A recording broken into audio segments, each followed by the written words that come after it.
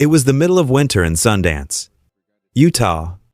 Snow fell quietly over the pines, muting the world into silence. Inside, a wooden cabin at the edge of the valley, Robert Redford sat alone by the window.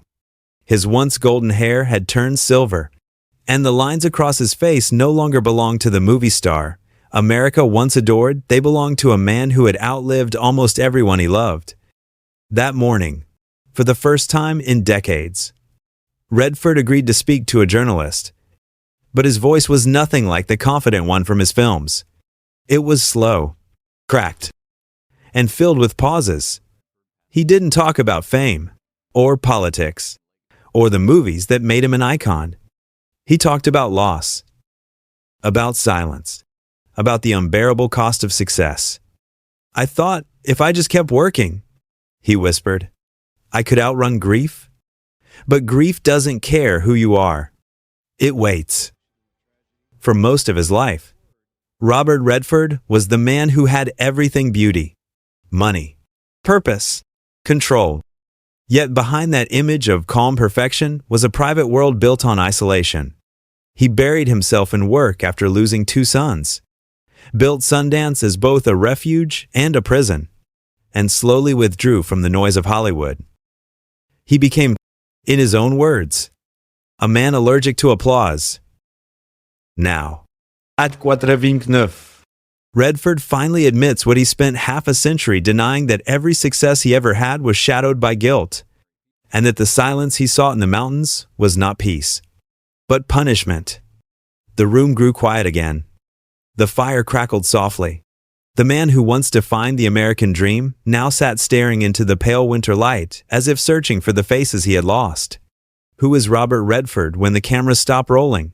And what does a man see when the only voice left is his own? For more than half a century, Robert Redford was the man America wanted to believe in. He was grace without arrogance, charm without noise, a symbol of quiet strength in an age of spectacle. When he appeared on screen sunburned, composed, eyes calm but unreadable, he seemed to belong to a different moral order, one where integrity still had weight and silence meant depth, not weakness. From Butch Cassidy and the Sundance Kid to The Sting, from All the President's Men to Out of Africa, Redford became the mirror of an America that longed for dignity. He was the man who could run, hide, disappear, and yet remain noble. He smiled rarely, but when he did, audiences trusted him. He didn't need to shout. He didn't even need to act loudly. He just was. Reporters called him the last gentleman of Hollywood. Magazines put his face on covers with captions like the pure star and the thinking man's hero. He walked red carpets like a ghost passing through his own myth, grateful, polite, detached, at home. Though, that same detachment turned into a kind of exile. Even at the height of fame, Redford preferred to spend nights driving north, escaping Los Angeles, finding roads where the stars were brighter and no one recognized him. While others celebrated in Beverly Hills, he slept in motel rooms near dusty highways, scribbling notes on napkins about a world that felt more real than Hollywood ever could. People close to him said that after every film premiere, after every award, there came the same moment: the party lights dimmed, the laughter faded, and Redford vanished without a word. Head leave. One friend recalled, not angry, not sad, just gone, like he couldn't breathe the same air as the applause. That was the paradox of Robert Redford. The more he was loved, the more he needed to disappear. The more the world called him Sundance, the deeper he buried himself in silence. By the mid-1980s, when his peers were chasing larger paychecks and second marriages, Redford was building something else entirely: a retreat in the mountains of Utah. The place that would one day become the Sundance Institute began not as a business, but as a hiding place. Wooden cabins, pine air, a stream running through the valley. He called it his refuge from noise. Visitors said the air around him there was different. He moved slower, spoke less. He refused to hang movie posters in the house. When a journalist asked why, Redford smiled faintly and said, "You've already lived those stories. I'm trying to live this one." But the silence he sought in those mountains was never simple. Behind it was a loneliness so deep it began to shape him. The perfection of Robert Redford, the golden boy who never aged, wasn't born of peace, but of discipline, guilt, and fear of losing control. Had learned early that control was safer than emotion. His childhood in Santa Monica was marked by a father who drank too much and a mother who died too soon. By 20, Redford had already buried more dreams than most men his age had lived. He didn't want to become him. He once said about his father, "So I built something else instead, an armor made of work." And that armor worked. It made him untouchable. To the public, Redford was the man who could do no wrong, faithful husband, loving father, visionary artist. But those who stood closest saw a different man, restless, private, always half absent, as if waiting for something he couldn't name. His first wife, Lola, once told a friend, "He doesn't argue. He retreats. When he's hurt, he doesn't shout, he disappears." Their friends envied their beauty, their success, their family of 4. But inside the Redford home, conversations often ended in silence, and silence became habit. Fame, he later admitted, was a wall. It protected him from others, but also from himself. "When people look at you long enough," he said, "you start to look away." He hid behind that calm smile while the decades piled up Oscars, interviews, headlines, the founding of Sundance, political causes, environmental battles. Each achievement added another brick to the myth, another layer of distance between the man and the mirror. To the world, Redford was timeless. To himself, he was disappearing. And deep inside that immaculate image, the first cracks had already begun to show, the quiet kind that don't break the surface, but keep spreading underneath. Because even the most perfect image can't protect a man from the things he refuses to face. And for Robert Redford, what he refused to face was not fame, or failure, or age. It was the sound of grief, the one silence that never left him. There is a kind of pain that doesn't make a sound. It hides inside gestures, behind work, inside long pauses between words. Robert Redford carried that kind of pain his entire life, and it began with loss. The first time he faced death, he was barely 20. His mother, Martha, was only 40 when her heart failed. She had been his gentle anchor, the one person who believed in his art, his stubbornness, his dream. When she died, Redford didn't cry at the funeral.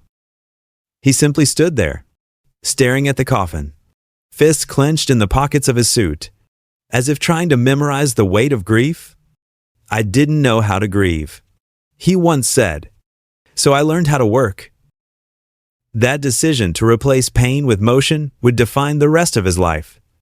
He buried himself in acting, in theater, in long nights spent painting, drinking, writing letters he never sent. When fame arrived, it wasn't joy he felt, but relief, that for a few hours, the noise of the world was louder than the noise in his head. But grief, like silence, has patience.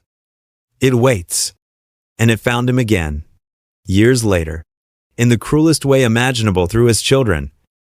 In 1959, when Redford was still a struggling young actor, he and his first wife Lola welcomed their firstborn son, Scott. For a few months, the house was filled with laughter, baby cries, sleepless nights, the simple chaos of a new family. Then, suddenly, silence. Scott fell ill with sudden infant death syndrome. He was 2 months old. Redford never spoke about it publicly for decades. Only once, in a rare interview, did he allow the words to surface. It's an emptiness that never leaves. You go on breathing, but part of you stops. He didn't scream, didn't break down. He went to work the next day. But something in him shifted permanently, a mistrust of happiness, a fear that joy was always borrowed time. Friends noticed how he became obsessed with control over sets, over scripts, over his own emotions. He refused to show weakness, even to those closest to him. He didn't believe in therapy. His therapy was the camera, the wilderness, and solitude. And yet, as his career soared, life kept taking pieces from him. In 2020, Redford lost his second son, James, the filmmaker and environmentalist who had inherited his father's eyes and gentle voice. James had battled liver disease for decades but kept working, directing documentaries about hope and resilience. When he died, Redford, now in his 80s, issued a short statement. The grief is immeasurable. Losing a child is a brokenness that never heals. But what he didn't say, what friends revealed later, was that after James' death, Redford locked himself away in his Utah home for weeks. He didn't answer calls. He walked the woods at night alone, sometimes sitting for hours by the frozen river, whispering his son's name. People called it mourning. But for Redford, it was more than that. It was reckoning. Because beneath all the success, the Oscars, the activism, the empire of Sundance lay an unspoken guilt, the belief that his fame had stolen what mattered most. That while the world saw him as a hero, his family saw only his absence. Lola once told a journalist, long after their divorce, he was never cruel, just unreachable, like he was always halfway between here and somewhere else. Their marriage, which had begun with such youthful hope, slowly turned into a quiet war, fought in separate silences. She wanted presence, he gave her purpose. She wanted conversation, he gave her plans. He loved through creation, she said, but he never knew how to love through words. When their second child, Shauna, was born, Redford promised to be a better father. But by then, Hollywood had claimed him. Roles, meetings, press tours, awards, he was everywhere except home. In interviews, he spoke passionately about art and integrity, but in private letters to friends, he confessed to feeling like an imposter in my own life. That phrase, an imposter in my own life, became the hidden theme of Redford's story. He lived many lives on screen: the outlaw, the journalist, the lover, the hero. But off-screen, he often felt like a spectator watching himself from afar, unable to bridge the gap between image and truth. The one place he felt real was in Utah, where he built his home at the foot of Mount Timpanogos. There, surrounded by silence, he tried to live differently. He grew his own food, painted in the mornings, wrote letters by hand. He welcomed artists, musicians, and filmmakers to Sundance, a place he called a shelter for lost voices. But even there, people noticed the loneliness in him. He often wandered alone at dusk, wearing his old hiking boots, muttering ideas about film and life. He was warm, but unreachable. One young director said, he listened deeply, but there was always a distance, like he was protecting something. What he was protecting, perhaps, was the part of himself that still felt undeserving, the boy who had lost his mother, the father who had lost 2 sons, the man who feared his own reflection. When he retired from acting in 2018, the announcement was brief. No ceremony, no farewell interviews. He simply said, "I've said what I needed to say through film. Now I want to listen." But what he meant was something deeper, that after a lifetime of noise, applause, and myth-making, he wanted to face the only sound had never truly confronted: his own silence. In the winter that followed James' death, Redford's friends noticed a change. He stopped attending events. He let his beard grow white. He rarely picked up the phone. When asked if he missed Hollywood, he smiled faintly, Hollywood was never home. Home is what you lose when you're not looking. And then, one night, in a rare recorded conversation with a journalist who had known him for 40 years, he said something that stayed with everyone who heard it. "I used to think silence was freedom. Now I know it's where the ghosts live." The journalist asked what he meant, and Redford replied, "Every time I tried to escape pain, I ended up building a house for it." He looked out at the snow, his voice fading into the crackling fire. That's what success does if you're not careful. It lets you hide. It makes you think you've escaped. But nothing disappears. Not love. Not guilt. Not grief. They just wait for you in the quiet. And that quiet, the one he spent his life chasing, had finally caught up with him. It happened quietly, the way most revelations do, not with thunder, but with stillness. Robert Redford was sitting for what would become one of his last interviews. The camera had been rolling for 10 minutes, but he hadn't said much. The journalist tried to fill the silence, asking about legacy, about fame, about what he wanted to be remembered for. Redford looked down, folded his hands, and finally said, "I don't want to be remembered. I just want to understand." There was a pause, then a faint smile. "For a long time, I thought work could save me, that if I kept building, kept creating, I could outpace regret. But now I see I was building walls, not bridges." He spoke slowly, as if testing each word for truth. "I've spent my whole life portraying men who ran away outlaws, dreamers, loners, and I guess that was me too. I ran from noise, from pain, from love. I thought silence would protect me. It didn't. It just kept me company." The revelation wasn't a confession of sin or scandal. It was something deeper, the admission that his perfection had been a defense mechanism, that behind every calm gesture and measured pause was a man afraid to lose control. He said he still dreamed of his sons, especially James. "In my dreams," he whispered. "He not sick. We're fishing." He turns to me and says, "You can stop now, Dad." The room fell silent. For a man who had spent his life running from emotion, that one sentence carried the weight of everything Head avoided. He went on, almost to himself, "When you lose people you love, the world doesn't shrink. It gets too big. There's too much space, too much quiet. You start to fill it with work, or fame, or people, anything to make it smaller again. But eventually, you realize it's not supposed to shrink. You're supposed to grow." That was the moment the mask cracked completely.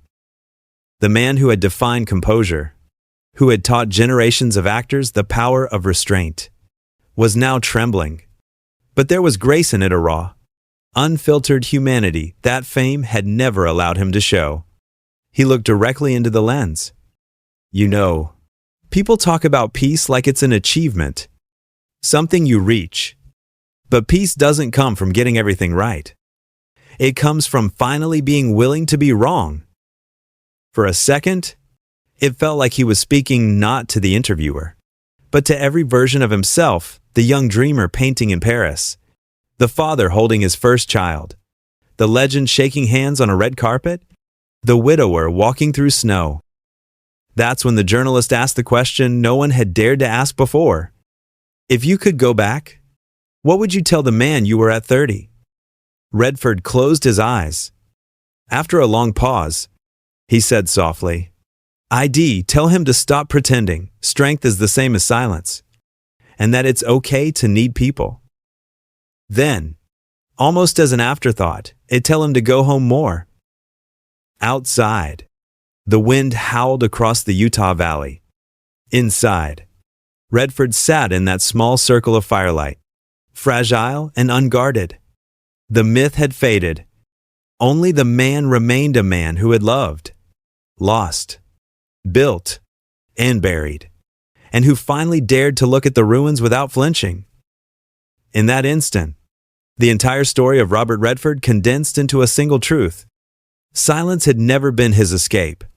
It had been his prison, and the key had always been in his own hands. As the interview ended, Redford rose slowly and walked to the window. The camera kept rolling as he looked out at the snow. The world outside was vast, white, untouched. His reflection flickered on the glass, the face of a man who had spent his life portraying others, now finally becoming himself. He whispered something the microphone barely caught. Maybe we spend our lives chasing applause because we're too afraid to sit in the quiet after it ends.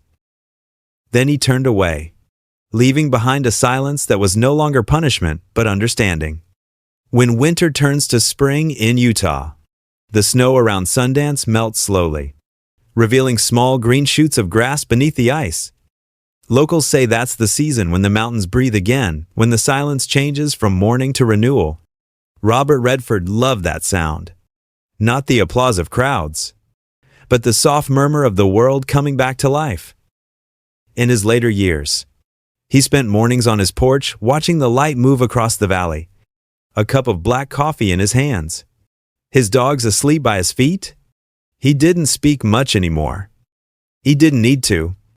The mountains spoke for him. People who visited said he seemed lighter, almost translucent, as if he had finally made peace with the ghosts he once ran from. He would smile and say, "Everything ends up where it belongs." He no longer chased legacies or headlines. When journalists asked about awards, he shrugged. When they asked about death, he said, "I've been preparing for silence all my life." But there was a softness in the way he said it, not fear, not regret, but acceptance. In the end, Robert Redford became what he always sought to portray on screen, a man stripped of pretense, face to face with truth. His films had spoken about justice, rebellion, wilderness, and freedom. But his final lesson was something simpler, the courage to stop running, because silence, he realized, was never the enemy. The enemy was the fear of what it might reveal. He often told young filmmakers at Sundance, "The story isn't about what happens. It's about what's left unsaid." Maybe that was also his own story, a life measured not by what he achieved, but by what he finally dared to feel. When asked how he wanted to be remembered, Redford answered, "As someone who listened." It was a small sentence, but it carried the weight of a man who had lived in the center of the world's noise and finally found peace in its quiet edges. As evening fell over the Utah mountains, the last rays of sun touched the window of his cabin, painting everything in gold. It was the same color that had once defined him, the golden boy of Hollywood, but now it was gentler, humbler, like forgiveness. And perhaps that is Robert Redford's true legacy, not the roles, not the fame, but the reminder that even the brightest light eventually learns to bow to dusk, and in that surrender, finds grace. In the hush that followed his final words, one question lingers for all of us who have watched him for decades. What will we hear when the applause fades, the echo of our ambition, or the truth of who we really are?